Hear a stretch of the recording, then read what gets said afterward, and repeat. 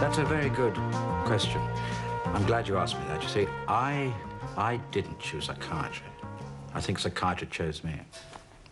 You see, Your Majesty, when one's in one of the caring professions, one does one's best to do what one's doing as... Well, let me put it another way, ma'am. One does one's humble best. No, I can't. Thank you, ma'am. And if ever you need a psychiatrist, you know, I can't. I'm honoured, ma'am. I'm very honoured, ma'am. I'm incredibly honoured, ma'am. I'm tremendous. God,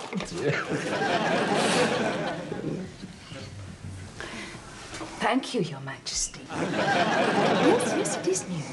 Oh, Dickens and Jones, actually. Oh, very reasonable. Well, I have an eye for a bargain, too. Yes, it is beautiful weather, Ma'am. Though I think it might cloud over later. What are you doing? Practicing your aerobics? No. I mean, do you have to wear a hat like that when you're practicing aerobics, or it's to keep the balance, is it? I am practicing curtsying and a little speech just in case I meet the Queen. Look, darling, we're going to the Royal Garden Party, but there are going to be hundreds of other people there. We might not even see the Queen. I know that, but I want to be prepared just in case. Mm-hmm. Anyway, haven't you thought about what you'd say if you met her? Oh, don't be silly. Aren't you excited about going to the palace? I'm pleased, of course, and I'm honoured. I'm very honoured, but I'm really not getting that excited about it. Really? Mm. Then why are you still wandering around with that invitation in your hand? And then after tea, I found myself with a lot of people I didn't know, but they were all very friendly. My husband, Mr. Walker, he was over the other side of the garden. I could see him quite clearly, and he was talking to the Archbishop of Canterbury and Jimmy Greaves. Yes, well, he likes Jimmy Greaves, and although I was on my own among strangers, I knew I was safe. Good, good. And what happened then? Well, then I sort of heard Derek Jameson say it was time for the news, and I woke up. Well, that's good. I mean, that sounds like a rather reassuring dream, Charlotte. Oh, yes, it is, isn't it? Most of them are now. I haven't felt threatened in my dreams for some time. Well, that's good. Yes. It all makes sense to me now, though I'm not sure how the Archbishop of Canterbury fits in. Well, that... Unless I was getting muddled up with St. John. Pardon? Well, Ian St. John. He does that programme with Jimmy Greaves, Saint and Greavesy. Yes, right. Well, I think the important thing to remember now is that when you come here with your dreams, we both know now that you're feeling much calmer and more secure. Oh, yes. Yes, I am. I'm certainly getting better. I don't feel overwhelmed or panicky like I used to. That is good. But sometimes I can still feel myself getting into a state. In fact, now I come to think of it, last Friday I had a dream, which I've had several times, and that's very disturbing. Do you want to tell me about it? Well, it starts when I'm with my husband, Mr. Walker, and we're taking our granddaughter out for the day. We're in the car, and we're driving through Windsor Safari Park, when all of a sudden the car breaks down, and we're surrounded by tigers. Mm-hmm. Well, at first, I'm a bit frightened, but then the tigers seem to get bored and drift away. But my husband... Mr. Walker? Oh, that's right. He's still frightened, but I feel calm. So he tells me to get out of the car and see if we're stuck in a ditch. So I do. And then I see that there's still one tiger left crouching in the car. And he stands up and he growls. And I'm terrified and I leap back into the car just as the tiger starts to pounce. Right. Well, now, what do you think that means? Well, it means if you do what my husband tells you, you could get eaten by a tiger. No, what I mean is, what do you think it means symbolically? I mean, what is this dream actually trying to tell you? Oh, make sure the car is serviced regularly. Don't get out of the car in the tiger enclosure. No, Charlotte, no. You dreamt you were being chased by a tiger. Now, what do you think it means? Well, it means I was chased by a tiger. I've just told you, we broke down in Windsor Safari Park. It was Bank Holiday Monday 3 years ago. You see, I was taking my granddaughter out for the day, and we were in the car, and it broke down in Windsor Safari Park. Yes, you told me that. I'm very pleased with these. This is a bargain, you know. What are they? Japanese terracotta pots. This is the genuine article, made in China. They'll sell like hot cakes. Or hot noodles. Pardon? Doesn't matter. Oh, yeah. They're Japanese wall pots with an oriental design. I got them from my mate Cecil. Cecil who? No, not Cecil who, Cecil Ho. Cecil who? Cecil Ho, Chinese fella. I met him at the Chamber of Commerce. He's in the import-export business. Hey, have a look at that. It's Chairman Mao. Oh, yeah, so it is.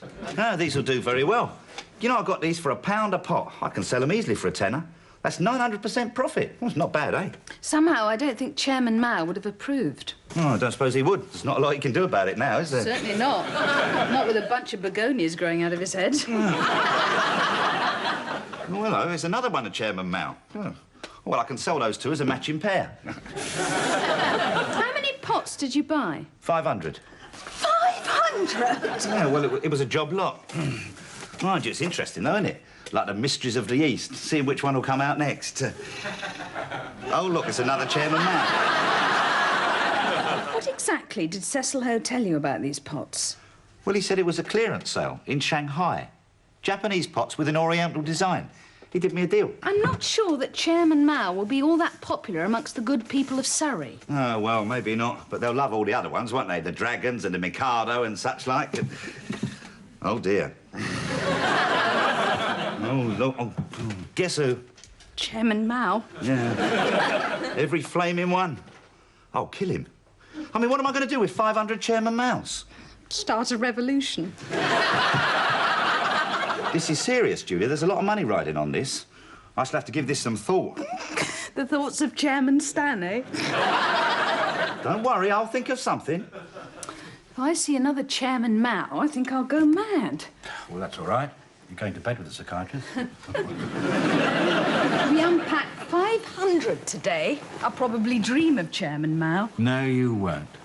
You'll dream about meeting the Queen again. Yes, exciting, isn't it? Yeah. Pity I don't remember my dreams. What you should do, you should write them down as soon as you wake up. As soon as I wake up in the morning, I'm usually busy doing something else. Yes, well then, you know, write them down afterwards. You always remember your dreams, don't you? What's your favourite dream? Well, it's got to be the one where I give up being a psychiatrist and I'm sailing around the world on a beautiful yacht with a beautiful woman. That's not a dream, that's your daydream. No, it might happen one day. What about you? What do you daydream about?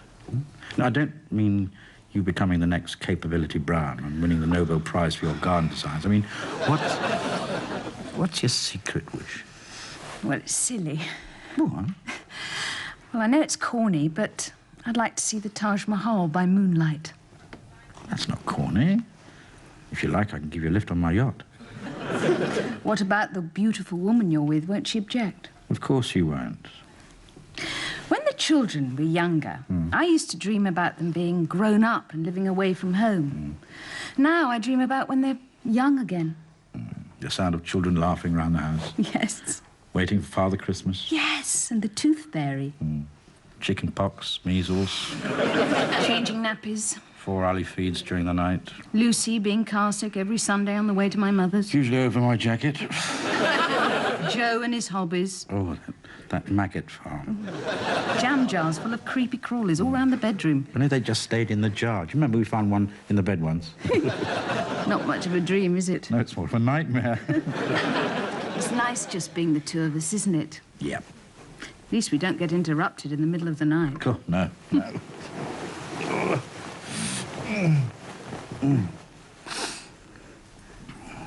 Adam. I think one of Joe's creepy crawlies is in the bed again. No, darling. That's one of my creepy crawlies.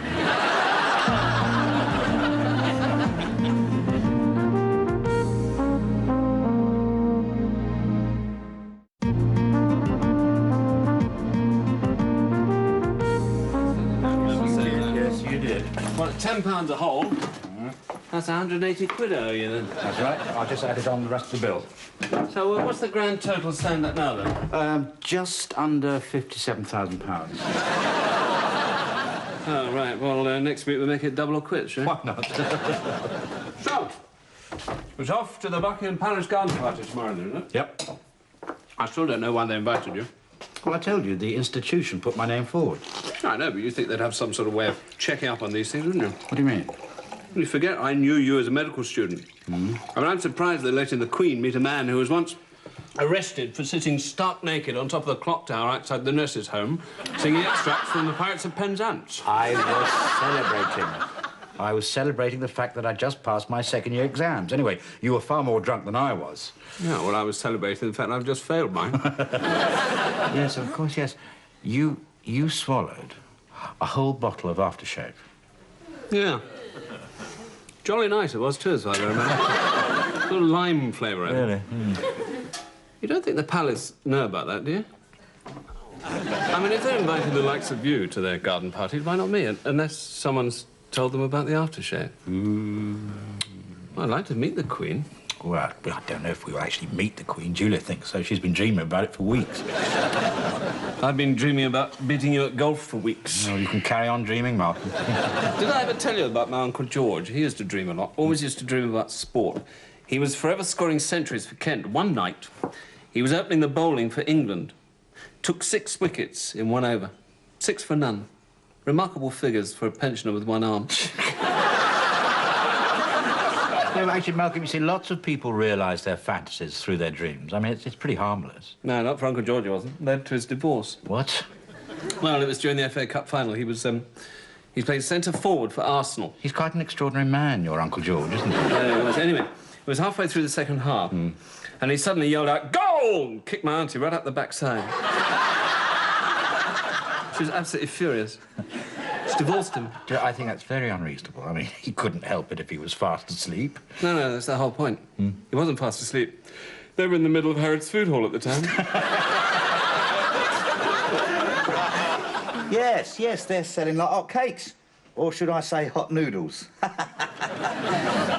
No, it doesn't matter. So, shall I put you down for a set of 6, Mr. Millett? Right you are, then. Splendid. Speak to you soon. Oh, hello. How did you get on? Waste of time. All they wanted was lawns. Well, it's a lawn tennis club. I took them a really nice design for an alpine rockery. Well, I wouldn't want one of those. You can't play tennis in a rockery. It was for the garden at the back of the clubhouse. They want a lawn there as well. I don't think we'll get the job. Oh, well. Never mind. I've had a bit of luck with these wall pots. I've had a brainwave. I've sold 3 sets already. 3 sets? Yes. The latest offer at Chambers Garden Centre. Genuine, original, Japanese wall pots. Collect your set of 6 sumo wrestlers.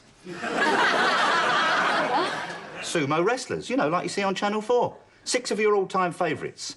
There's Deng Chong Chang, the giant panda. There's Ping Pong Pang, the fat boy from Fuji. And there's Ding Dong Bell, the Mitsubishi Mauler. Stan, this is ridiculous. No, it's sound business sense. They'll sell very well. I've been on the phone all morning. Has anyone actually seen them yet? Well, no, not as yet. Well, they're not going to buy them, are they? They're all Chairman Mao. Yeah, you know that, and I know that, but they won't know that, will they? It's pathetic. Oh, no, people love collecting things anyway. They'll just keep going till they get a set of 6. But they're all identical. They'll just keep getting the same one. Well, perhaps they'll buy dozens of them then. This is idiotic. I mean, people won't be taken in. They'll bring them back and complain that they're all the same. Ah, well, that's where I'll get them.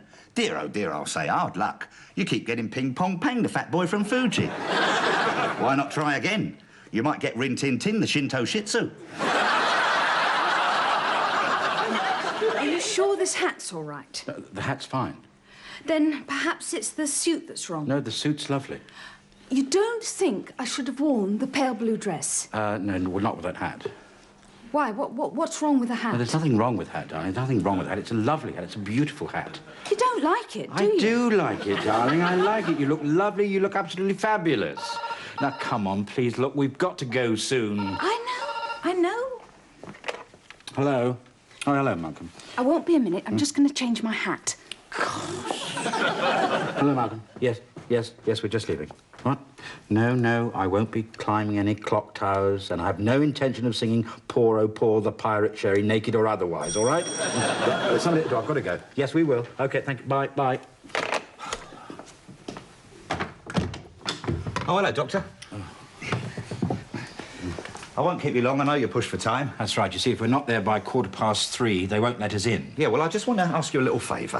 What? Well, you're going to a Buckingham Palace garden party, right? Yes. Well, I've had an idea. I wonder if I might just run it over you, throw it up, see what sticks, as it were. How about this? Chambers Garden Centre. By appointment to His Royal Highness the Prince of Wales. What?